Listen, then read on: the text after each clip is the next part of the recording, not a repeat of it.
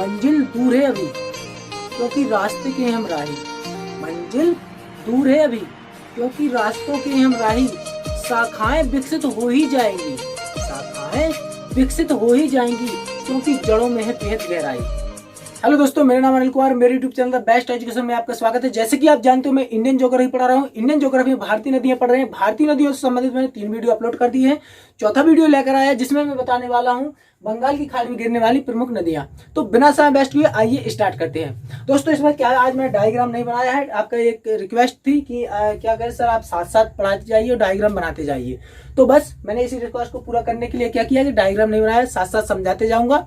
तो बिना समय वेस्ट किए आइए स्टार्ट करते हैं। सबसे पहले देखते हैं हुगली नदी।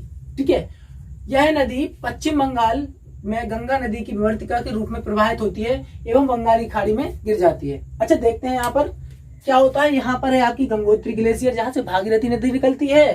यहाँ पर है आपका क्या बद्रीनाथ, यहाँ पर है आपका केदारनाथ। ठीक है, यहाँ से क्या निकलती है, यहाँ से मंदाकिनी निकलती है, यहाँ से अलकनंदा, यहाँ से निकलती है भागीरथी। तीनों मिल जाती है देवप्रयाग में। इनकी संयुक्त धारा गंगा कहलाती है। ये गंगा प्रवाहित होते हुए आपके इलाहाबाद में यहाँ पर यमुना नदी मिल जाती है। जब ये गंगा पश्चिम बंगाल में प्रवेश करती है तो क्या होता है, इसकी एक शाखा दक्षिण दिशा में हो जाती है जिसे हम क्या कहते हैं, हुगली नदी कहते हैं। ये आपकी कौन सी हो जाएगी, हुगली नदी हो जाएगी। समझ में आया? ठीक है, और ये दूसरी शाखा आपकी जो है बांग्लादेश में चली जाती है। इतना समझ में आया? Very good. आगे देखते हैं, ये दामोदर नदी।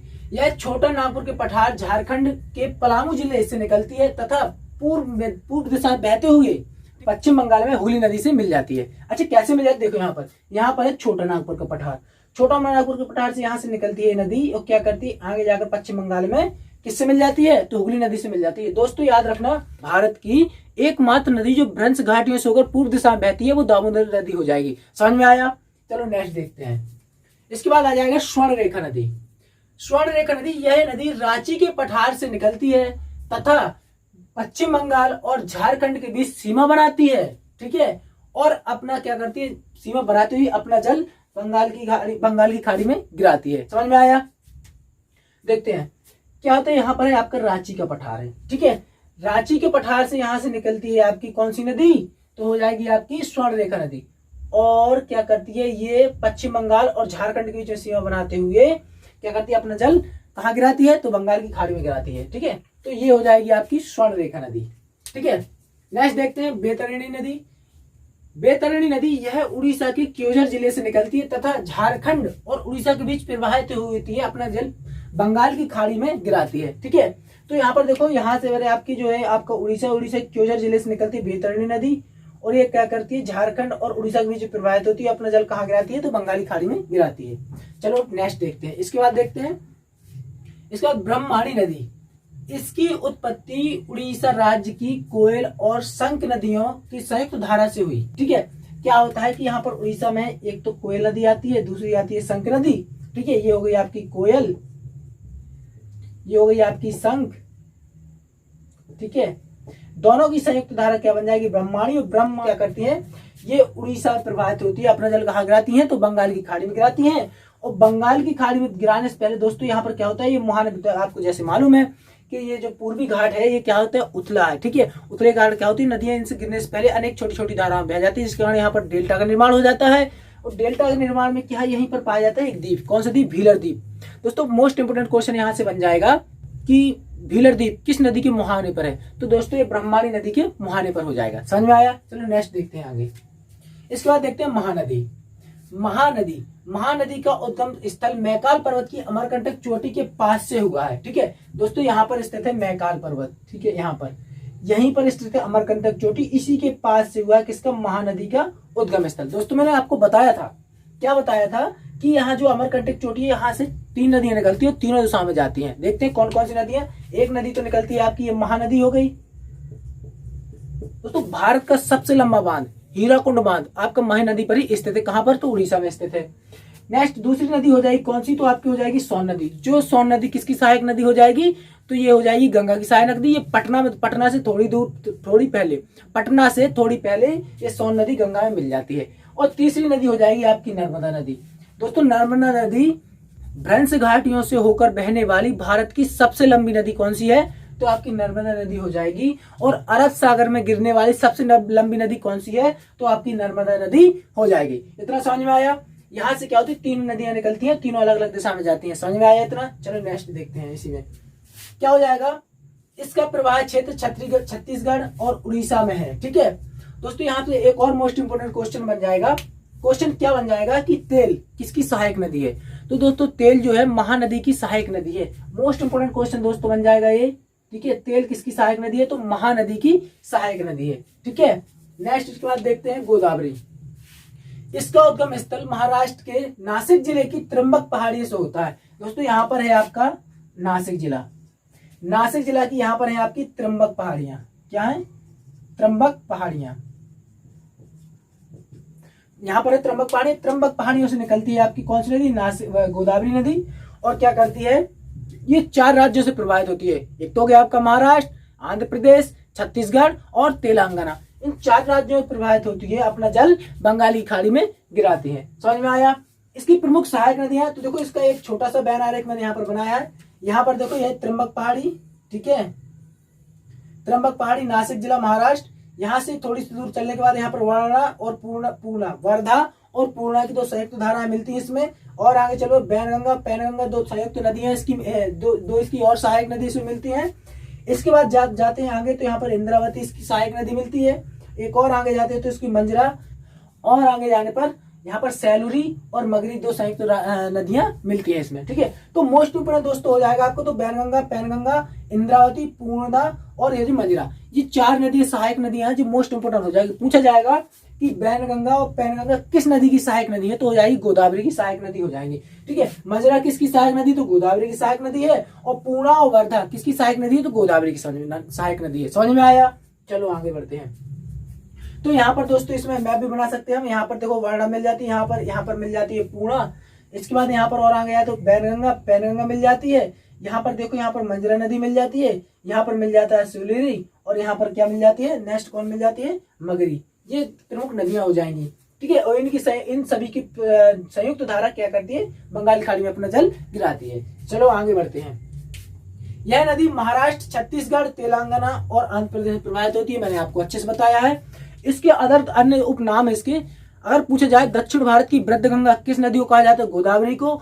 दक्षिण भारत की गंगा किसे कहा जाता है, तो गोदावरी को। दोनों क्वेश्चन याद रखना दोस्तों, चाहे दक्षिण भारत की वृद्ध गंगा पूछे, चाहे दक्षिण भारत की गंगा पूछे, दोनों क्या हो जाएगा, गोदावरी होगा दोनों का आंसर। दोस्तों कभी कभी क्या होता है कि पूछा जाए दक्षिण भारत की गंगा किस नदी को कहा जाता है, तो कावेरी लगा देते। कावेरी बिल्कुल नहीं है, आपकी गोदावरी सही आंसर हो जाएगा। ठीक है, समझ में आया। चलो नेक्स्ट आगे बढ़ते हैं। नेक्स्ट देखते हैं कृष्णा नदी। कृष्णा नदी का उद्गम स्थल महाबलेश्वर, जो आपका महाबलेश्वर महाराष्ट्र का दक्षिणतम जिला क्या हो जाए क्षेत्र है, वहां पर स्थित है। महाबलेश्वर एक स्थान है। ठीक है, महाबलेश्वर ठीक है नामक स्थान से हुआ है।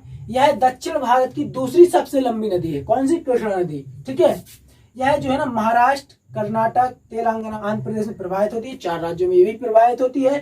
ठीक है, प्रवाहित होती है और बंगाली खाड़ी में अपना जल गिराती है। ठीक है, तो देखो इसका एक मैंने बैनारिक बनाया। देखो क्वेश्चन यहाँ से मोस्ट इंपोर्टेंट बनेगा कि भीमा किसकी सहायक नदी है, घाट प्रभा किसकी सहायक नदी है, तुंगभद्रा किसकी सहायक नदी है, कोयना किसकी सहायक नदी। 4 नदी बहुत इंपोर्टेंट है दोस्तों, याद कर लेना। ठीक है, भीमा किसकी सहायक नदी है, तो आपकी कृष्णा की सहायक नदी। घाट प्रभा किसकी, कृष्णा की सहायक नदी। तुंगभद्रा किसकी है, तुंगभद्रा बांध। तुमने सुना तुंगभद्रा बांध किस नदी पर बना है, तो तुंगभद्रा बांध तुंगभद्रा नदी पर बना है। और तुंगभद्रा नदी किसकी सहायक नदी है, तो कृष्णा की सहायक नदी हो जाएगी। समझ में आया। चलो आगे देखते हैं। और हाँ, कोयना बांध, कोयना नदी पर कोयना बांध बना है। और कोयना किसकी सहायक नदी है, तो कृष्णा की सहायक नदी हो जाएगी। चलो आगे देखते हैं।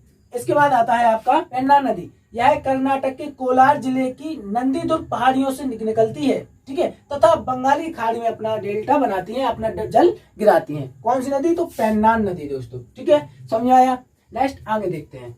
तो कृष्णा नदी का अगर देखा जाए, कृष्णा नदी कहाँ से निकलती है देखा जाए यहाँ पर, तो कृष्णा नदी यहाँ पर देखो महाबलेश्वर स्थान स्थित, महाबलेश्वर से निकलती है। ठीक है, और क्या करती है, आपका बंगाली खाड़ी अपना जल गिराती है। इससे पहले इसमें कुछ नदियां मिलती हैं, जैसे आपको देखो यहाँ पर भीमा नदी मिल जाती है। ठीक है, यहाँ पर घाट प्रभा नदी मिल जाती है, यहाँ पर तुंगभद्रा नदी मिल जाती है और यहाँ पर कोयना नदी मिल जाती है। ठीक है, इनकी सभी की संयुक्त धारा बंगाल की खाड़ी में अपना जल गिराती है। समझ में आया। इसके बाद देखते हो पेन्नान नदी। तो पेन्नान नदी यहाँ से निकलती है। कहाँ से निकलती है, तो आपकी जो नंदी दुर्ग पहाड़ियां, कर्नाटक की नंदी दुर्ग पहाड़ियां, ठीक है, यहाँ पर कर्नाटक राज्य है, कर्नाटक की नंदी दुर्ग पहाड़ियों से निकलती है और अपना जल कहाँ गिराती है, तो बंगाली खाड़ी में गिराती है। इतना समझ में आया? Very good. आगे देखते हैं, नेक्स्ट देखते हैं कावेरी नदी। ठीक है, अगर देखा जाए कि बंगाली खाड़ी में गिरने वाली नदियों को महत्वपूर्ण देखा जाए दोस्तों, गंगा को छोड़कर, तो कुछ नदियां हो जाएंगी, जैसे आपका एक तो हो जाएगी आपकी कौन सी, महानदी हो जाएगी, गोदावरी हो जाएगी, और कृष्णा हो जाएगी, और कावेरी हो जाएगी। यहाँ से क्वेश्चन बहुत पूछे जाते हैं, इनकी सहायक नदियों से भी क्वेश्चन बहुत पूछे जाते हैं, तो ये इन 4 नदियों को तो आपको रट ही लेना है। ठीक है, चलो आगे देखते हैं। यह नदी कर्नाटक राज्य के कुर्ग, एक कर्नाटक में कुर्ग जिला पड़ता है। ठीक है, कुर्ग जिले में स्थित ब्रह्मगिरी की पहाड़ियां, मोस्ट इंपोर्टेंट क्वेश्चन दोस्तों बन जाएगा। ब्रह्मगिरी की पहाड़ियां कहां पर स्थित है, तो कहां पर स्थित है, कर्नाटक के पश्चिमी घाट में स्थित है ब्रह्मगिरी की पहाड़ियां। ठीक है, इसके बाद देखते हैं मतलब जो कावेरी नदी का उद्गम स्थल है कहां पर है, तो ब्रह्मगिरी की पहाड़ियां कहां पर स्थित है, कर्नाटक में स्थित है। चलो नेक्स्ट देखते हैं। यह दक्षिण भारत की एकमात्र नदी है जिसमें वर्ष भर पानी प्रवाहित होता है। यही दोस्तों, यही डाउट का पॉइंट हो जाएगा, क्या है कि यह दक्षिण भारत की एकमात्र नदी है जिसमें वर्ष भर पानी प्रवाहित होता है। तो कुछ लड़के क्या समझते हैं कि यही दक्षिण भारत की गंगा है क्योंकि इसमें वर्ष भर पानी प्रवाहित होता है, लेकिन ऐसा नहीं है। दक्षिण भारत की गंगा पूछा जाए या दक्षिण भारत की वृद्ध गंगा पूछा जाए, दोनों का आंसर क्या हो जाएगा, गोदावरी नदी हो जाएगा। समझ में आया? Very good. नेक्स्ट देखते हैं, तो देखो यहाँ पर स्थित है, देखो ब्रह्मगिरी की पहाड़ियां। ठीक है, अगर देखा जाए बेसिकली तो यहाँ पर देखो, यहाँ पर ये यहाँ पर स्थित है ब्रह्मगिरी की पहाड़ियां। ठीक है, यहाँ से निकलती है आपकी कौन सी नदी, तो कावेरी नदी। और कावेरी जल विवाद वैसे 3 राज्यों में, लेकिन 2 प्रमुख राज्य देखा जाए तो आपका केरल और तमिलनाडु है, इसमें कर्नाटक भी शामिल है दोस्तों, याद रखना। ठीक है, तो ये आपको समझ में आया। यहाँ पर जो ब्रह्मगिरी की पहाड़ियां यहाँ से निकलती है कौन सी नदी, तो कावेरी नदी निकलती है। ठीक है, देखो आगे शिव सुंदरा जलप्रपात भी इस पर स्थित है। ठीक है, और शिव मोस्ट इंपोर्टेंट है दोस्तों, ये शिव सुंदरम जलप्रपात किस नदी पर स्थित है, तो आपका कावेरी नदी पर स्थित है। और मैट्यूर बांध मोस्ट इंपोर्टेंट हो जाएगा दोस्तों, क्या हो जाएगा कि मैट्यूर बांध किस नदी पर स्थित है, तो किस नदी पर, कावेरी नदी पर स्थित है। समझ में आया? चलो आगे देखते हैं। इसकी सहायक नदी देखो, लक्ष्मण तीर्थ है, अमरावती है, हेमावती है और सिमसा है आदि, इसकी क्या हुई, सहायक नदी हो जाएंगी दोस्तों। मोस्ट इंपोर्टेंट तो नहीं है, लेकिन फिर भी देख लेना। इसके बाद तो ये होगी आपकी दक्षिण भारत में बंगाली खाड़ी में गिरने वाली प्रमुख नदियां। अब देखते हैं नेक्स्ट पॉइंट, अंतःस्थलीय नदियां। दोस्तों अंतःस्थलीय नदियों का मतलब ये होता है कि देखो बेसिकली तो सभी नदियां क्या होती हैं, एक बड़े जलाशय में जाकर मिलती हैं, कहीं खाड़ियों में मिलती हैं, कहीं महासागरों में, समुद्रों में मिलती हैं। लेकिन जो अंतःस्थलीय नदियां हो जाती हैं वो क्या करती हैं, महासागर या समुद्र में पहुंचने से पहले ही लुप्त हो जाती हैं। उन्हें क्या बोलते हैं, अंतःस्थलीय नदियां बोलते हैं। जैसे एग्जाम्पल के तौर पर देख लो अपन, तो लूनी नदी हो गई एक, ठीक है, और एक होगी आपकी घग्गर नदी। तो इन्हीं को देखेंगे। देखो यहाँ पर लिखा है कुछ नदियां ऐसी हैं जो सागर तक पहुंचने से पहले समाप्त हो जाती हैं, जिन्हें हम क्या, अंतःस्थलीय नदियां कहते हैं। समझ में आया? नेक्स्ट आगे देखते हैं। जैसे लूनी नदी और घग्गर नदी इसका प्रमुख उदाहरण है। घग्गर नदी, यह नदी हिमाचल प्रदेश के निचले ढलानों कालका के समीप, ठीक, कालका एक वहां का प्रसिद्ध हिल स्टेशन है, ठीक है, से निकलती है तथा राजस्थान में राजस्थान के अनूपगढ़ में लुप्त हो जाती है। मोस्ट इंपोर्टेंट क्वेश्चन दोस्तों, घग्गर नदी कहां से निकलती है, तो हिमाचल प्रदेश के कालका नामक स्थान के निचले ढलानों से निकलती है। लुप्त कहां पर हो जाती है, ये मोस्ट इंपोर्टेंट क्वेश्चन दोस्तों बन जाएगा यहाँ पर, कि जो घग्गर नदी है लुप्त कहां हो जाती है, तो जो आपका राजस्थान का अनूपगढ़ जिला है वहां पर क्या हो जाती है, लुप्त हो जाती है। चलो नेक्स्ट देखते हैं। घग्गर नदी को ही वैदिक काल में सरस्वती के नाम से जाना जाता था दोस्तों, यह भी इंपोर्टेंट हो जाएगा। किस नदी को क्या वैदिक काल में सरस्वती के नाम से जाना जाता था, तो घग्गर नदी को ही वैदिक काल में सरस्वती के नाम से जाना जाता था। ठीक है, नेक्स्ट इसके बाद देखते हैं लूनी नदी। लूनी नदी का उद्गम स्थल राजस्थान के अजमेर जिले, ठीक है, समझना, जो अजमेर जिला है, लूनी नदी का उद्गम स्थल राजस्थान के अजमेर जिले के दक्षिण पश्चिम में स्थित अरावली पर्वत श्रेणी, ठीक है, अरावली पर्वत दोस्तों, अरावली पर्वत श्रेणी दुनिया की सबसे प्राचीनतम पर्वत श्रेणी है। कहां पर स्थित है, तो राजस्थान, गुजरात के अहमदाबाद से लगाकर जो आपका दिल्ली में है ना, रायसीना की पहाड़ियां, वहां पर स्थित है। अगर एक और एग्जांपल अच्छा सा दूं मैं, तो देखना जो राष्ट्रपति भवन बना है ना, ठीक है, अब राष्ट्रपति भवन जो बना है वो रायसीना की पहाड़ियों पर बना है, जो किसका अंश है, तो वो आपका अरावली पर्वत का ही अंश है। समझ में आया? वो अरावली पर्वत दुनिया की सबसे प्राचीनतम चोटी पर्वत श्रेणी है। ठीक है, तो अरावली पर्वत में स्थित देखो अन्ना सागर से हुआ है, किसका, तो लूनी नदी का। ठीक है, अरावली पर्वत के समांतर दक्षिण दिशा में बहती हुई ये नदी, ठीक है, गुजरात के उत्तरी कच्छ, सहायनी कच्छ नाम से जाना जाता है। गुजरात का जो उत्तरी कच्छ है वो कच्छ का रण है ना, तो क्या जाए उसे क्या बोलते हैं, तो उसे सहायनिक कच्छकरण के नाम से जाना जाता है। वहां पर क्या हो जाती है, ये नदी लुप्त हो जाती है। ठीक है, समझ में आया। तो आज के लिए इतना ही रहने देती है। वीडियो अच्छा लगे तो एक लाइक करना है, प्यार से एक कमेंट करना है, ये वीडियो अपने ज्यादा ज्यादा दोस्तों में शेयर करना है, और हाँ, मेरे YouTube channel the best education को सब्सक्राइब जरूर कर लेना। ठीक है, ऐसे ही पढ़ते रहिए मेरे साथ, क्योंकि पढ़ेगा इंडिया तभी तो आगे बढ़ेगा इंडिया। बहुत बहुत धन्यवाद आपका वीडियो देखने के लिए। आपका दिन शुभ हो।